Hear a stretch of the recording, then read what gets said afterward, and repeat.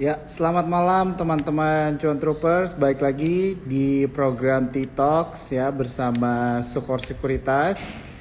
Malam hari ini seperti biasa kita akan berdiskusi langsung dengan profesional dan tentunya juga bisa dibilang influencer di pasar modal ya atau di industri keuangan. Nah, jadi buat teman-teman di sini ya, jadi topik pembicaraan malam hari ini kita akan membahas bagaimana cara kita memilih saham bagi fundamentalis ya. Pasti di sini tidak hanya ada trader tapi tentunya kita juga ada investor ya di Sukor Sekuritas nih. Mungkin boleh nih teman-teman komen nih siapa kira-kira yang masih masuk ke dalam golongan investor ya atau yang benar-benar juga melihat fundamental satu perusahaan supaya kita juga tahu nih kita ada nggak audiensnya ya untuk ngobrol dengan fundamentalis. Nah jadi untuk malam hari ini kita ada ngobrol-ngobrol langsung dengan Kefas Evander ya teman-teman ya. Jadi pasti teman-teman semua udah tahu nih Bro Kefas siapa karena ini bukan yang pertama kali, bukan yang kedua kali.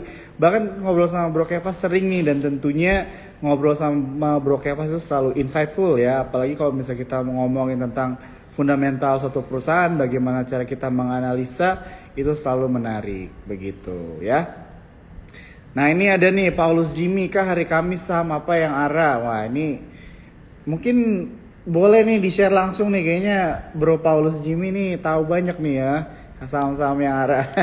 Canda ya. Jadi Bro Paulus Jimmy ini sebenarnya salah satu dari teman saya juga ya teman-teman ya. Jadi mungkin ini jadi contoh ya buat teman-teman kita boleh banget interaktif ya di komen ini ya. Jadi memang besok hari kan kita libur ya. Ada pesta demokrasi di mana kita akan memilih calon presiden dan calon wakil presiden kita. Tapi tentunya malam hari ini kita tetap meluangkan waktu ya teman-teman untuk belajar dan tentunya juga kita nanti akan ngobrol langsung nih sama Bro Kefas tanya-tanya tentang market begitu ya. Apalagi mungkin market setelah pemilu begitu ya, arah IHSG kemana, sektor-sektor apa yang menarik dan sebagainya. Jadi pasti akan insightful banget dan tentu akan ada hadiah-hadiah nih buat teman-teman yang setia nonton ya malam hari ini. Jadi kalian harus tetap stay tune nonton malam hari ini dan jangan lupa ya di comment section atau di Q&A kalau misalkan ada pertanyaan seputar saham-saham yang kalian sedang pegang pengen ditanya mungkin secara insight-nya bagaimana sama Bro Kefas boleh banget. Oke? Ya, kita langsung aja ya. Coba invite Bro Kefas nih tadi udah join. Selamat malam, Bro. Halo, halo, siap. Selamat malam. Thank you banget nih ya, Bro Kefas untuk waktunya. Yes, anytime, my pleasure. Senang ngobrol Ya, sama Bro Joe dan teman-teman semuanya. jadi suatu apa ya kehormatan lah bisa ngobrol lagi sama Bro Kefas karena gue tahu banget nih lu Biasa bro aja, ya bro. sibuk gitu kan tapi tetap mau meluangkan waktunya nih ngobrol-ngobrol sama gue sama teman-teman yang nonton nih malam hari ini gitu walaupun besok libur tapi tentunya kita istilahnya justru hari libur ini besok libur malam ini kita bisa gunakan untuk diskusi ringan lah ya belajar-belajar juga mungkin malam hari ini Yes, topiknya mungkin lebih ke arah belajar kali ya bro ya sebenarnya ya cara pilih saham dari sisi fundamental itu yang baik bagaimana dan I think orang yang tepat nih ngobrolnya sama Bro Kefas nih ya teman-teman ya jadi pas banget nih ya bro ya kalau misalnya kita lihat di keadaan market global yang masih bisa dibilang volatil apalagi juga pemilu nih kita belum tahu nih arah arah negara kita kemana nih ya kebijakan-kebijakan dan sebagainya posisi stance masih wait and see biasanya kan memang investor itu lebih prefer saham-saham yang fundamentalnya baik ya bro ya kan karena kan yes. volatil banget nih ya gambling nih bisa nih kalau misalnya kita istilahnya kurang mengerti istilahnya laporan keuangan satu perusahaan di saat-saat seperti ini bisa berbahaya banget. Nah, jadi malam hari ini teman-teman aku mau ingetin sekali lagi ya, kalau misalnya ada pertanyaan atau apapun, please tanya di komen ya di Q&A, di question box-nya karena ini kesempatan yang baik banget buat kita bisa belajar. Oke, Bro. Kita Ya, mulai nih. Jadi mungkin gue mau nanya dulu langsung sama lo nih. Kita minus bro hari ini ya, minus 1% gitu kan. Kemarin saham-saham bank itu sempat all time high. mm-mm. In general nih, what do you think mengenai market kita sekarang nih? Mungkin boleh kasih insight-nya sama view-nya nih dengan keadaan kita sekarang? Iya, gua rasa sih sebenarnya nggak terlalu mengkhawatirkan juga. Toh IHSG juga masih di area di atas 7.000 ya kalau nggak salah ya, meskipun hari ini turunnya cukup dalam. Hmm. Tapi ada satu hal yang cukup menarik yang gua perhatikan ya bro, di mana sejak Hmm. awal tahun atau bahkan mungkin dari awal bulan Februari nih, asing tuh net buy terus loh. Asing ini net buy Hmm. terus, di mana kita tahu posisinya asing ini kan memang eh, cukup penting lah di market kita. Tahun 2023 kemarin sepanjang tahun mereka nggak terlalu banyak akumulasi, tapi juga nggak terlalu banyak keluar. Tapi di awal tahun ini mereka mulai bergerak lagi. Ya. Makanya banking top 4 itu kan all time high semua kemarin ya. Ya. BCA, BRI, Hmm. itu pada all time high. Salah satunya karena memang dana asing atau foreign flow ini masuknya lumayan banyak gitu ya. Jadi ini unik juga. Gua pikir paling setelah pemilu gitu ya. Ini malah 2 minggu Sebelum. sebelum pemilu malah diborong terus gitu ya. Jadi meskipun marketnya koreksi, tapi gue rasa ini koreksinya lebih ke arah banyak saham-saham yang bukan bukan core-nya IHSG yang kayak top 4 banks gitu lebih ke arah kayak kan ada brand yang minusnya lumayan banyak juga, ada cuan yang minusnya banyak dalam juga. Jadi saham-saham yang outliers lah yang membuat IHSG hari ini drop cukup dalam ya. Tapi I think masih aman lah, masih di atas 7.000 mah masih aman banget. Ya, ya, ya.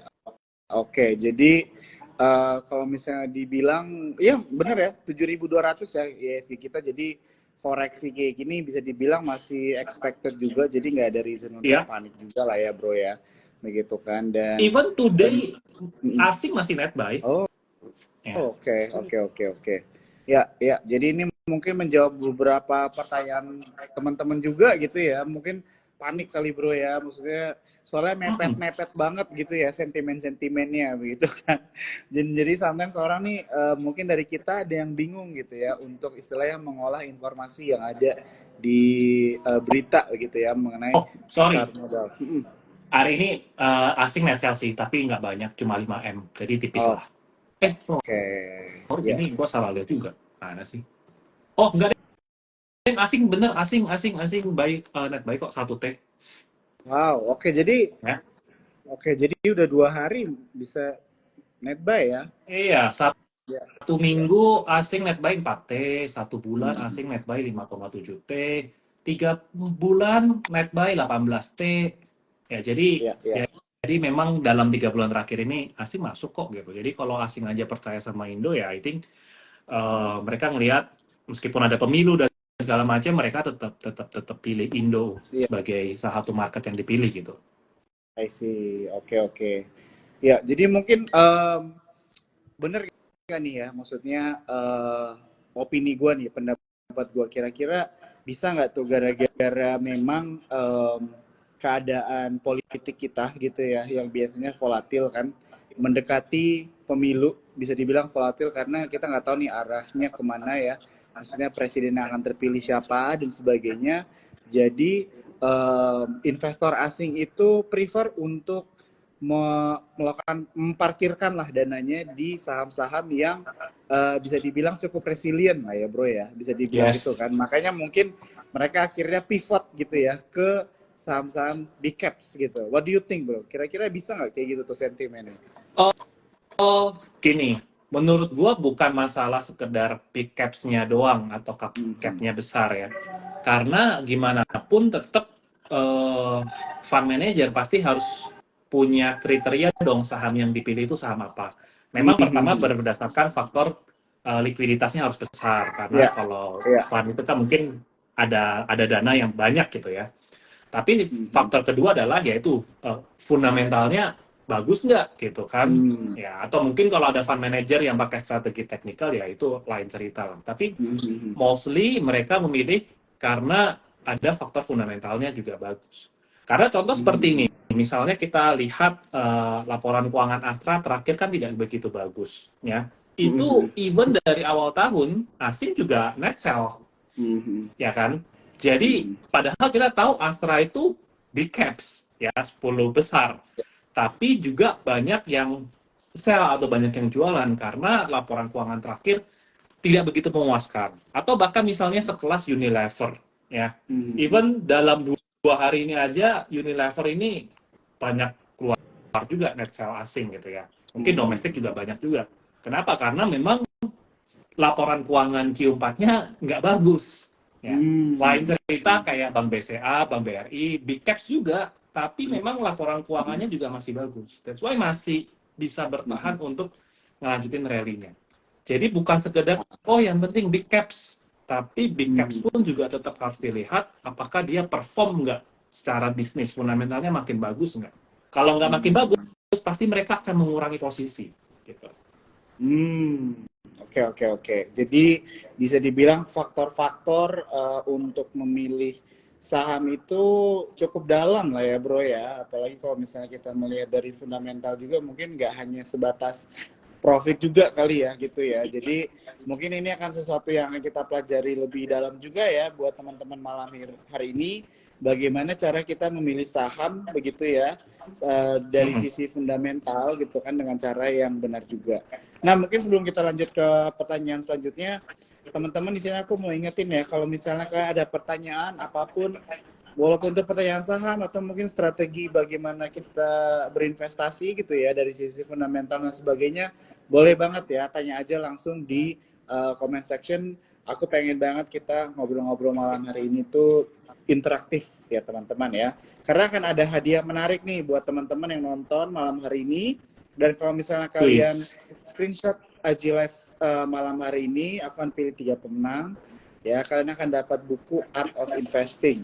Ya, jadi buat teman-teman yang mau belajar nih ya, istilahnya art ya berinvestasi gitu kan dan melihat komentar advice dari banyak influencer di buku ini gitu ya, pasti kalian akan sangat berguna banget gitu ya. Jadi jangan lupa caranya cuma screenshot, terus tag IG Sukor Sekuritas, tag IG-nya Bro Kevas, terus kalian tulis caption apa yang kalian pelajari dari malam hari ini atau mungkin bisa langsung quote aja apa yang dibilang sama Bro Kevas. Oke. Bro, sebelum kita lanjut, Ricky, kita udah langsung agak kejauhan dikit nih ngomong. Gue pengen mundur dikit.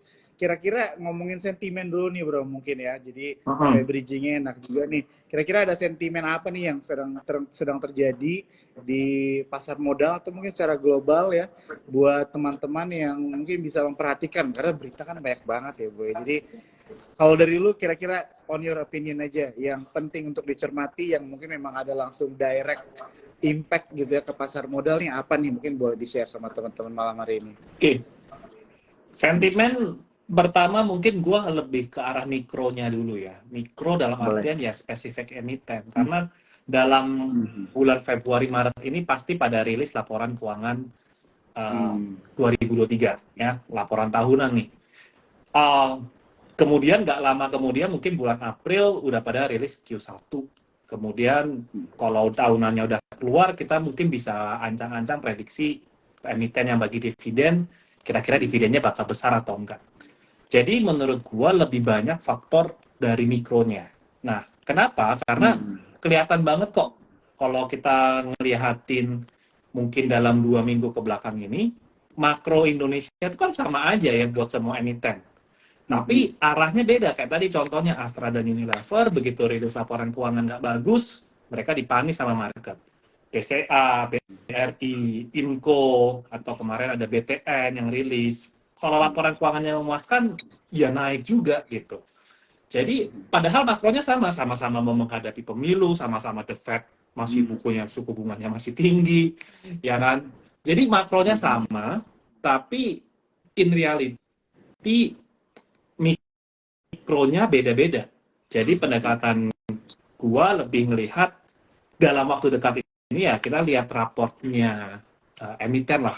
Makanya teman-teman kalau bisa langsung up to date aja cepet gitu. Kelihatannya nih begitu rilis kalian bisa simpulkan ini lebih bagus atau enggak gitu dari tahun lalu. Kalau bagus biasanya sentimennya pasti lebih enak gitu buat di market. Kalau kalian mau nge-swing atau mau baru masuk invest itu lebih enak karena udah tahu nih laporan keuangannya bakal bagus gitu. Nah, tapi kalau secara makro ya, kalau mau ngomongin makro ya sekarang mungkin market nggak begitu yang rame-rame banget ya. Coba gue lihat-lihat transaksi ISG dulu bentar.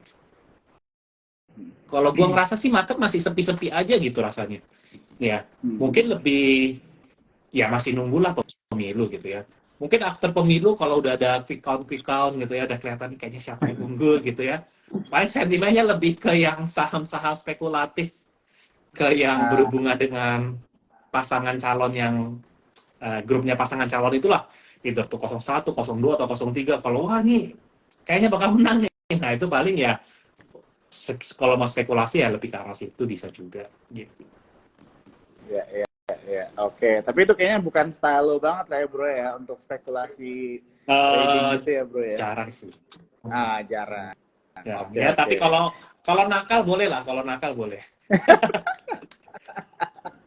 Nggak ada yang larang Iya. kok. Oke, oke. Ya, yang larang istri bro. Oke, oke.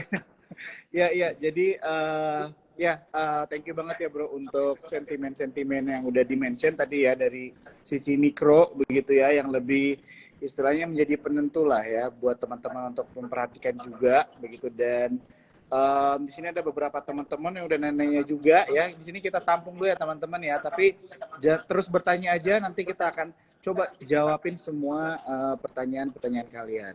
Oke, sekarang mungkin pertanyaan langsung aja nih bro. Gimana cara pilih saham bagi fundamentalis begitu ya. Jadi mungkin gue berani bilang gitu ya. Jadi sebenarnya mungkin banyak nih investor yang baru join ya, belajar sebenarnya layernya banyak juga sih ya, nggak bisa dibilang begitu juga. Oke, jadi investor itu mungkin pemahaman untuk menganalisa satu saham itu secara fundamental mungkin masih sangat di surface aja lah ya bro, bisa dibilang gitu kan. Apalagi kalau misalnya mungkin mereka belajarnya sendiri begitu kan, jadi mungkin agak susah juga. Nah, kita malam hari ini mau nanya langsung nih sama lu bro gitu ya, karena gue juga tahu sebagai seorang fundamentalis juga, kalau kita ngobrol nih lu lebih suka ngasih sisi-sisi dari fundamental, dan gue suka banget actually karena gue juga actually lebih berat ke investor sih gitu kan. Nah, jadi kira-kira mungkin untuk para pemula nih, kita mulai dari situ aja dulu. Untuk para pemula, kira-kira ada satu atau dua hal nggak yang penting banget kita lihat dalam memilih saham gitu, kalau misalnya kita mau menjadi seorang fundamentalis? Oke, kalau mungkin basicnya dulu ya. Iya. Basic dari seorang fundamentalis adalah harus paham bahasa laporan keuangan. Ya. Tapi kita bukan seorang akuntan, kita juga bukan seorang financial modeler gitulah. Kalau Warren Buffett bilang, yang penting kita paham artinya setiap pos-pos itu apa gitu ya. Jadi nggak perlu jago aljabar segala macam, itu nggak penting sebenarnya ya.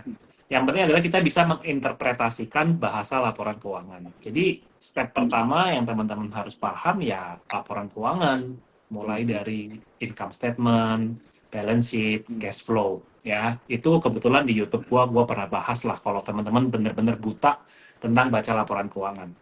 Nah, dari laporan keuangan itu yang diambil apa sih gitu ya, yang dianalisa tuh apa sih gitu. Nah, yang dianalisa adalah pertama kali biasanya kita mulai dari rasio keuangan. Nah, kenapa? Karena rasio keuangan itu bisa ngasih ciri-ciri ini perusahaan bagus atau biasa aja atau jelek.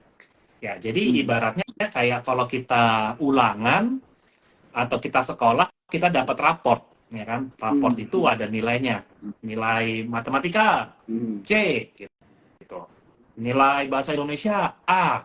Jadi kita bisa tahu nih, oh nih anak bahasa pinter, tapi matematikanya kurang ya. Jadi ada indikator-indikatornya itu. Nah, jadi setelah paham laporan keuangan, ya kita tahu kita harus punya kriteria perusahaan yang bagus itu indikatornya apa sih? Ya. Nah, ini kita baru biasanya ngomongin rasio-rasio keuangan. Contoh, menurut gua salah satu perusahaan atau ciri perusahaan bagus itu kalau misalnya rasio return on equity, ya, return on equity atau ROE itu di atas 10%. Nah, ya udah, step pertama kita cari perusahaan di IDX yang ROE-nya di atas 10% apa aja. Ya, itu baru satu kriteria tuh. Oke, return on equity berarti tingkat pengembalian keuntungannya tinggi. Kemudian kita mau tambahin filter apa lagi? Misalnya kita mau cari perusahaan yang profit marginnya tebel. Ya, profit marginnya tebel nih. Supaya apa? Supaya kalau profit margin tebel, berarti ini bisnis cuan banget nih. Ya kan marginnya tebel. Ya, misalnya kita mau cari net profit margin di atas 10%. Ya. Nah, jadi itu ciri-ciri perusahaan yang bagus gitu. Nah, kemudian kita tinggal tambahin rasio-rasio lagi. Kalau teman-teman udah punya kriteria-kriterianya, teman-teman bisa nilai, oh dengan tadi standar-standar yang tadi nih, kita tahu ini perusahaan bagus atau enggak berdasarkan kriteria-kriteria yang tadi udah kita tentuin.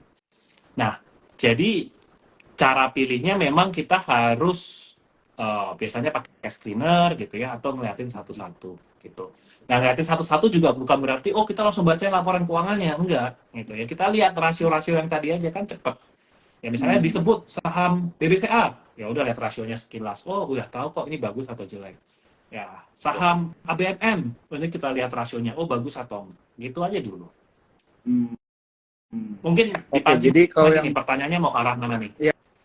ya. Jadi kalau misalnya yang gue lihat itu adalah yang paling pertama lo mention adalah itu mengenai menginterpretasikan angka ya atau rasio juga lah ya, laporan keuangan bisa dibilang kayak gitu kan, karena mungkin suatu kadang-kadang orang bilang profit berarti udah langsung bagus nih perusahaan, padahal mungkin case-nya nggak selalu begitu ya gitu ya bro ya, atau mungkin satu saham itu apa ya, bisa dibilang asetnya besar gitu kan, tapi belum tentu saham itu menarik gitu ya bro ya. Mungkin kita bahas sedikit sedikit aja nih, kecil-kecil aja lah ya bro ya, tipis-tipis nih, karena kan IG Live juga nih, gak mungkin banget ya teman-teman kita bisa langsung menyerap semuanya gitu, tapi mungkin dikasih teaser lah bro, mengenai Unilever nih bro.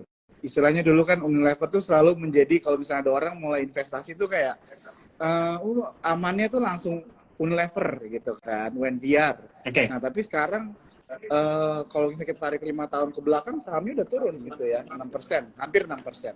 Nah itu what happened bro di Unilever, dan kira-kira apa ya, bisa dibilang strategi apa atau hal-hal apa yang kita perlu perhatikan supaya istilahnya kita bisa terhindar nih dari contohnya saham-saham yang suka dibilang sama orang-orang, oh ini udah pasti aman, tapi ternyata tidak seperti itu juga gitu kan.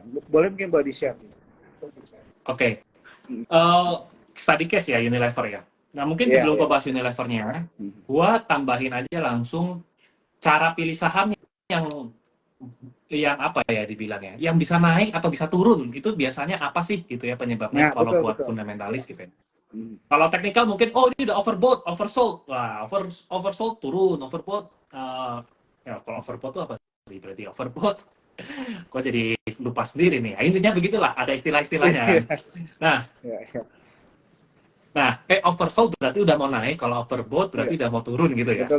Nah, anyway itu teknikal. Kalau misalnya fundamental adalah biasanya yang paling gampang teman-teman.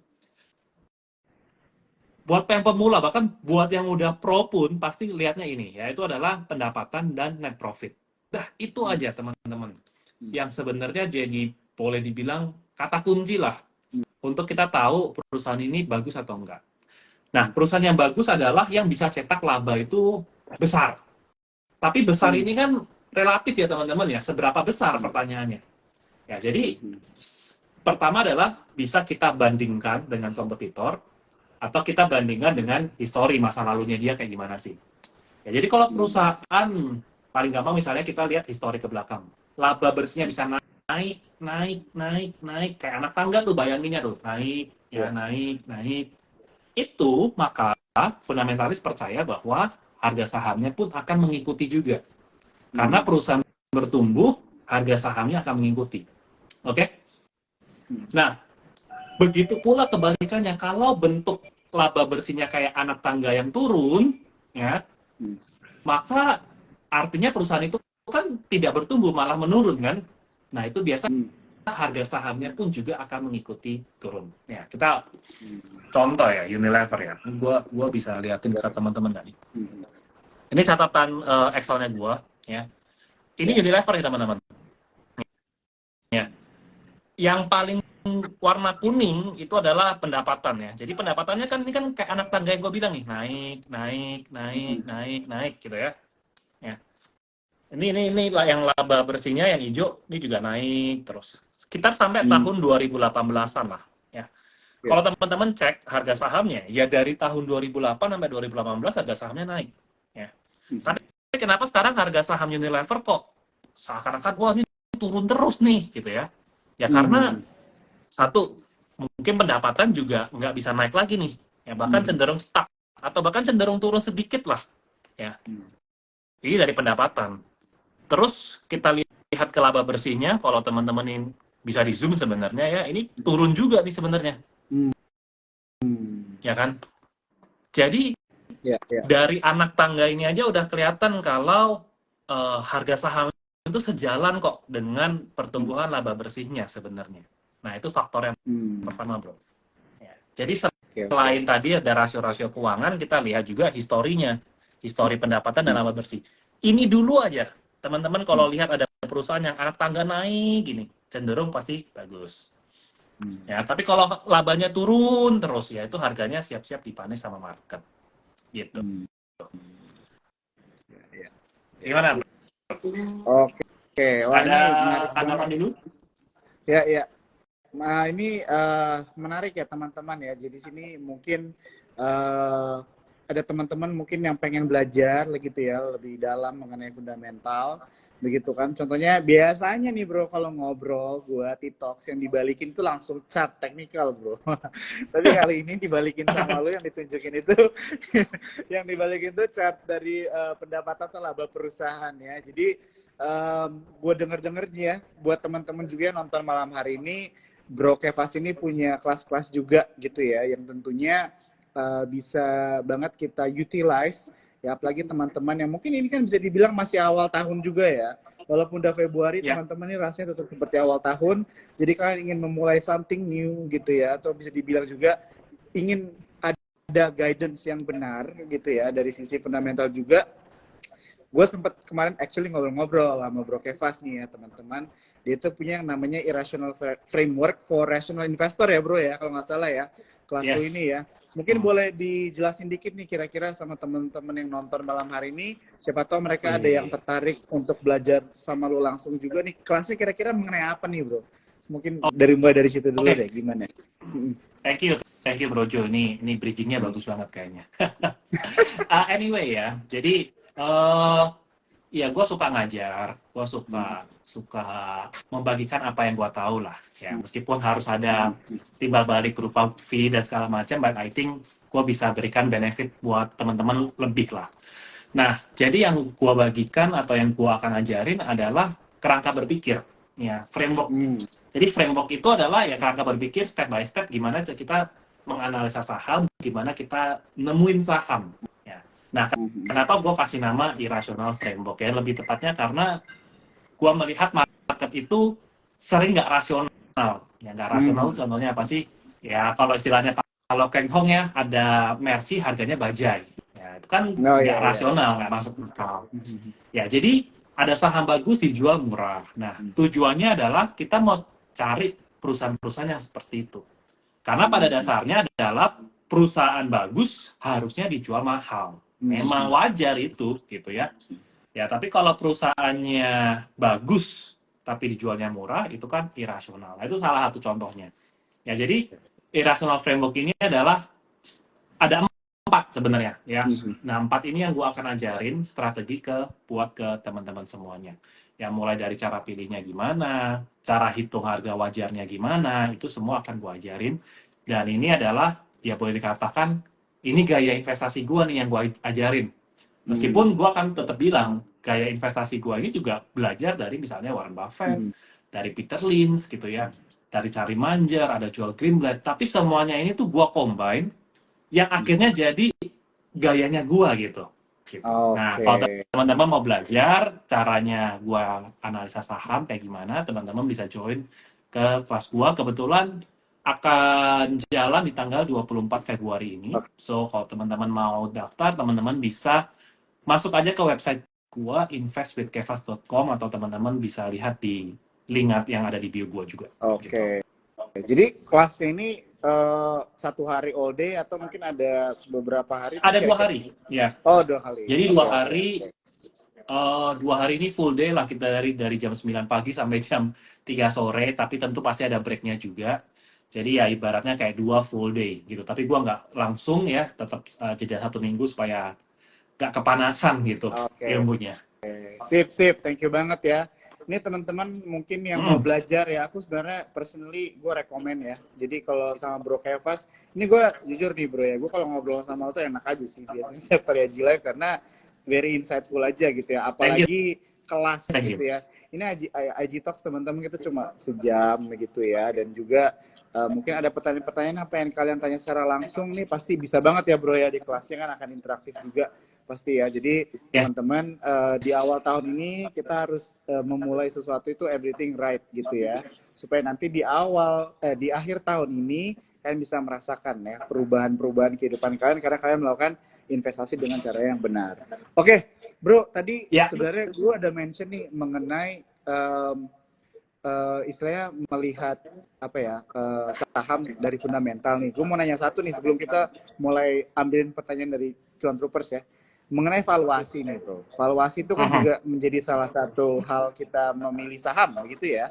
Nah, Yes. biasanya nih bro, saham-saham big banks, ini gue sering banget ditanya nih, saham-saham big banks itu kan valuasinya biasanya udah di atas rata-rata apa ya, valuasi di sektornya gitu ya, atau bisa dibilang juga mahal begitu kan. Tapi kemarin contohnya saham-saham big banks all time high bro. Jadi kadang-kadang ada pertanyaan nih dari orang-orang gitu kan, valuasinya mahal tapi sahamnya naik terus gitu kan. Padahal katanya cari saham itu yang valuasinya murah begitu kan. Nah, ini gimana ini kira-kira untuk di make sense-nya, untuk dibikin rasionalnya gimana nih bro gitu kan. Apakah valuasi the only way faktornya untuk memilih saham atau ada cara lain? Faktor-faktor lain. Oke. Mahal itu relatif ya teman-teman ya. Di sini mungkin ada yang teman-teman punya jam, let's say Rolex gitu. Ada yang teman-teman mungkin jamnya nggak bermerek ya. Padahal jam Rolex sama jam yang tidak bermerek nunjukin waktu yang sama, betul kan? Mungkin beda kualitas bahan, tapi functionnya adalah sama gitu ya, nunjukin waktu. Tapi Rolex ini saya dijual lebih mahal. Kenapa? Oh mungkin karena brandnya, ya persepsi orang, material braceletnya segala macam. Ya, atau mungkin kalau jam ini dialnya gimana gitu ya, movementnya otomatis segala macam. Jadi ada faktor-faktor tambah yang membuat memang wajar jam Rolex misalnya dijual lebih mahal daripada jam yang nggak ada mereknya gitu ya. Nah ini hal yang rasional ya menurut gua. Atau misalnya kalau ke toko handphone lah teman-teman, ini gua pakai analogi dulu ya. Sangat wajar kalau misalnya iPhone dan Samsung yang flagship ya, yang handphone paling bagusnya dijual lebih mahal misalnya kalau gue sebut merek dibandingin misalnya Xiaomi ya, atau Oppo, atau misalnya Redmi.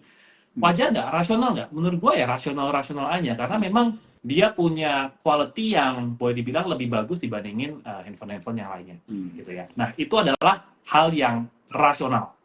Nah pertanyaannya kenapa big banks yang besar-besar, oh harganya malah naik terus, dijual valuasinya mahal. Itu sebenarnya juga hal yang sebenarnya wajar. Ya. Kenapa? Karena memang bank-bank tersebut memang boleh dikatakan lebih bagus dibanding kompetitornya, gitu ya. Itu yang pertama. Faktor kedua adalah lebih bagus juga dibandingin historisnya. Kayak tadi, net profitnya naik, revenue-nya naik. Jadi wajar memang kalau harganya naik atau diberikan valuasi yang lebih mahal. Ya. Atau misalnya teman-teman beranggapan memang sih BCA ini lebih bagus daripada misalnya bank second liner apa ya, Bank Sinarmas gitu ya, tanpa mendiskreditkan Bank Sinarmas atau BSIM gitu ya.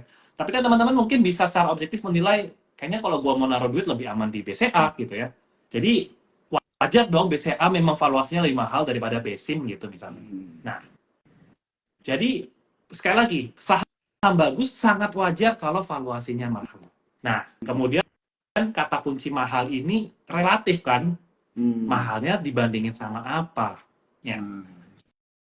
Ini yang satu yang gue akan ajarin juga sih di kelas ya, tapi teasernya mungkin gue, atau bukan teaser lah, ini lebih ya kalau teman-teman pahami dalam, teman-teman bisa belajar tanpa itu kelas 2 pun teman-teman juga bisa belajar. Ya, misalnya pertama gini, eh, kita kenal dengan rasio price earnings (PE). Ya. PE itu kan boleh dikatakan berapa lama balik modal. Ya. Jadi teman-teman bisa bayangin kalau ditawarin sama BCA gitu ya, bisa bisa BCA balik modalnya 20 tahun. Nah, itu kan subjektif ya. 20 tahun menurut gua bisa cepet ya, atau bisa menurut orang lain bisa lama. Mungkin buat konglomerat ya 20 tahun bentar gitu. Gak apa-apa, ini bisa gua kasih ke anak gua. Yang penting gua punyanya perusahaan bagus. Ya, ini kan mesin duit bisnisnya gitu. Jadi pertama kita bisa lihat mahal murah yaitu tingkat pengembalian returnnya berapa lama nih. Ya, kalau kita mau diajak bisnis sama teman, balik modalnya berapa lama sih? Gitu kan? Nah, jadi kalau misalnya PI-nya 20 kali, berarti ibaratnya 20 tahun nih balik modal. Ya. Tapi ada tapinya nih. Ya, misalnya PI 20 kali, ada tapinya. Kalau PI 20 kali dibilangnya balik modal 20 tahun. Itu kan dalam konteks labanya tidak bertumbuh. Ya nggak? Jadi kalau misalnya labanya stay aja, PI 20 kali artinya balik modal 20 tahun. Ya.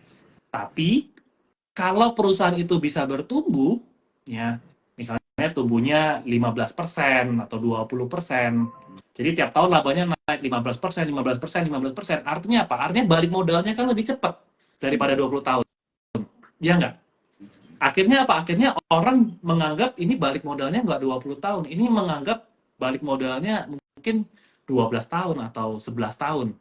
Jadi orang yang menganggap, wah ini jadi balik modalnya 11 tahun nih, gue beli sekarang di PI 20 kali. Alhasil PI-nya nanti naik lagi tuh, jadi 22, 25, dan seterusnya. Ya. Jadi mahal murahnya itu salah satu relatif. Ya. Jadi salah satu yang paling gampang, tadi ya, PI-nya kita bisa absolutin. Kalau misalnya di bawah 10 kali, oke lah, cenderung murah. Nah, di atas 10 kali mungkin udah mulai cenderung mahal. Yang kedua adalah kita bandingkan dengan growth. Ya, ini adalah ada rumus yang sangat-sangat umum. Let's say PI 20 kali. Ini mahal atau murah? Kita lihat laba bersihnya bisa tumbuh berapa persen. Ya. Kalau laba bersihnya bisa tumbuh, let's say di atas 20%, ya, PI 20 kali itu boleh dikatakan masih wajar. Ya, karena 1:1. Jadi PI 20 kali, kalau growth-nya 20%, ya, sama-sama 20-20, itu wajar. Oke? Ini kenapa ada ini ya, konfeti ya? Lu lihat nggak? Kayaknya gara-gara lo gerakan tangan ya. Nggak tahu deh, gue sumpah keluar Begitu ya? pertama kali. Hah? Ini bukan kampanye nih, kok tiba-tiba ada konfeti, gue Oh juga iya, kaget. nggak boleh ya. Gimana cara tadi turunin balon-balonan konfeti, teman-teman? Ada yang tahu nggak? Kok keren? Oke. Gue sampai kaget loh. Anyway ya, balik lagi nih, gue ke distract.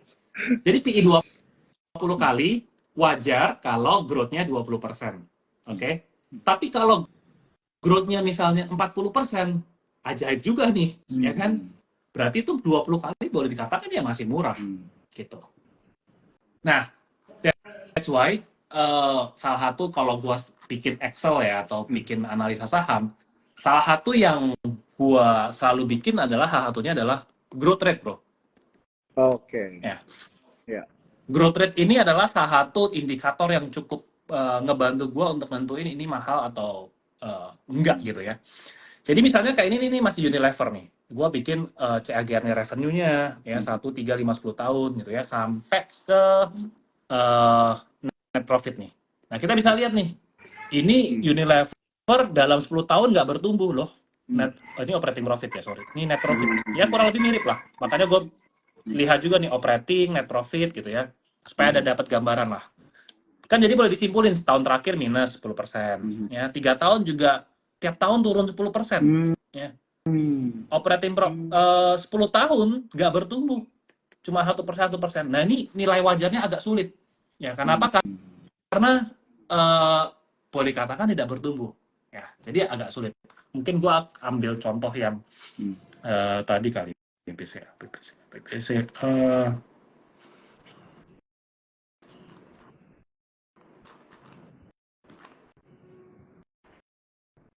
Nah, ini BCA nih. ya. Hmm. Oke.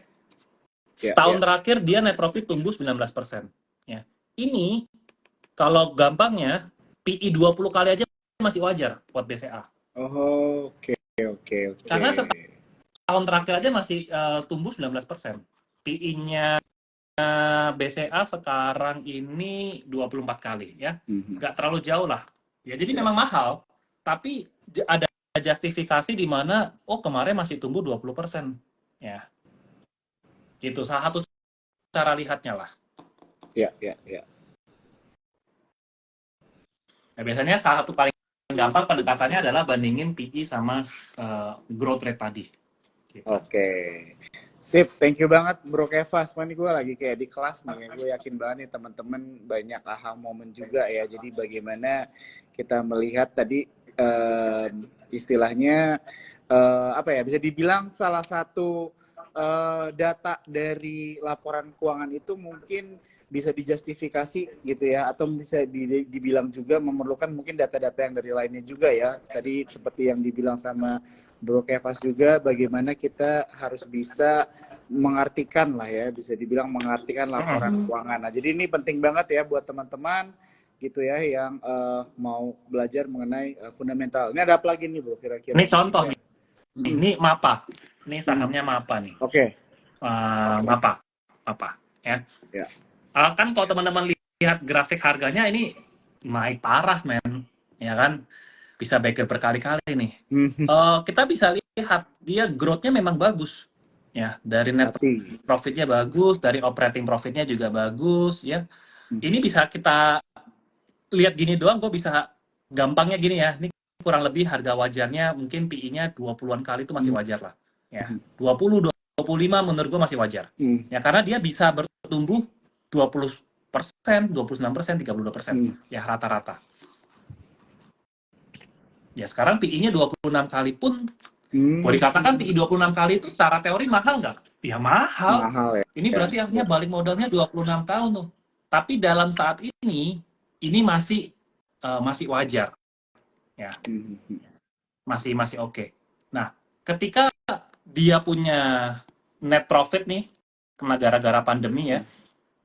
Gara-gara pandemi kan dia jeblok ya, tapi dia bisa bangkit lagi.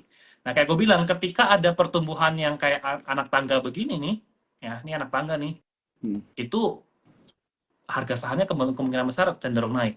Ya, ini bukan turun teman-teman nih, karena yang terakhir ini paling kanan nih dia masih 9 bulan, ya kan.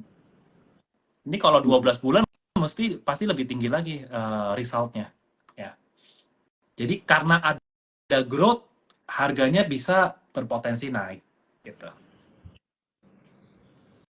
Oke. Nah, balikannya, kalau labanya turun, growth-nya negatif, makanya harganya dipanis sama market. Nah. Oke bro, thank you banget ya. Ini teman-teman kita udah belajar cukup banyak gitu ya. Padahal ini mungkin masih 1-2 hal aja yang bisa kita kulik dari fundamental ya bro ya. Tapi insightful banget nih ya buat teman-teman. Tadi udah dijelasin juga kalau misalnya kalian ada mau belajar tambahan, boleh banget langsung cek aja di Instagramnya Bro Kevas nih, tanya-tanya langsung mengenai kelasnya. Oke, bro, waktu kita tinggal sedikit nih, kita langsung lompat ke pertanyaan dari Cuan Troopers, boleh banget ya bro ya? Boleh dong. Oke, ini ada yang nanya nih dari Danu Pratama nih, gua tap nih. Nah, menurut Kak Kevas sebagai investor lebih pilih saham Adro atau ABMM nih katanya? Wah, ini pertanyaan pilihan ya. Kalau gua nggak milih gimana? Boleh nggak? Boleh banget bro, mungkin kasih view-nya aja kali dua-duanya. ABMM kan ya? Iya betul. Oh, ABMM itu kok kira iya. ABM Investama, ya. ABM Investama ya. ABM dua-duanya bagus sih, kalau secara fundamental ya dua-duanya bagus. Ya, mungkin gue lebih pilih ABMM sih kalau sekarang. Ya, karena valuasinya lebih menarik dan market cap-nya masih lebih kecil. Ya, jadi salah satu pertimbangannya itu. Ya. memang ini kan ada sentimen harga batu bara ya, dua saham ini ya. Ya, ini kalau saham komoditas teman-teman harus punya keyakinan lain gitu. Keyakinan lain maksudnya adalah apakah harga komoditasnya akan naik atau turun gitu. Karena nggak dipungkirin kalau saham komoditas memang banyak korelasinya sama harga komoditasnya. Ya, jadi kalau komoditasnya lagi turun, ya meskipun sekarang harga 100 berapa sih 130-an ya? Ya harga 130-an mungkin masih murah lah, masih mahal lah, masih bagus gitu maksudnya. Tapi kan kalau dibandingin sama 2 tahun lalu harganya dari 200 300, jadi seakan-akan ini 130-an aja dibilangnya makin turun gitu. Ya, apakah bakal turun lagi atau naik lagi nih memang kalau komoditas agak susah diprediksi. Ya, that's why kalau komoditas, kalau saran saya, makanya tadi saya nanya sih, boleh nggak milih nggak ya gitu ya. Kalau saya sekarang kalau komoditas kayak batu bara, ini agak siklus nanggung. Nah, siklusnya lagi turun, tapi harga sekarang tidak serendah itu. Gitu. Kalau harga coal mungkin sampai di bawah 100 lagi, ya atau 70 bahkan, nah itu baru mulai menarik lagi tuh. Benar-benar seksi. Karena begitu harga coal di bawah 100, mungkin harga sahamnya pada turun semua tuh, ya kan? Nah, kalau harga call-nya di bawah 100, mungkin buat gua baru menarik di situ. Oke, thank you banget bro. Udah dijawab ya buat Danu Pratama, pertanyaannya udah dijawab nih mengenai Adro dan ABMM ya. Oke, pertanyaan selanjutnya nih bro, tadi ada yang nanya di comment section juga, sekalian di question box juga ada yang nanya mengenai BPTS. BTPN Syariah nih.